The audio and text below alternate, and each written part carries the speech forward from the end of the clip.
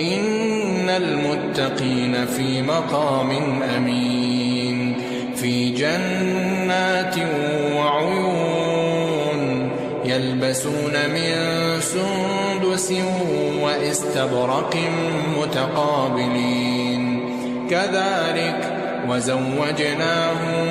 بحور عين يدعون فيها بكل فاكهة آمنين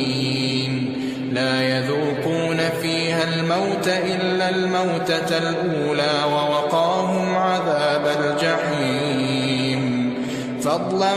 من ربك ذلك هو الفوز العظيم فإنما يسرناه بلسانك لعلهم يتذكرون فارتقب إنهم مرتقبون.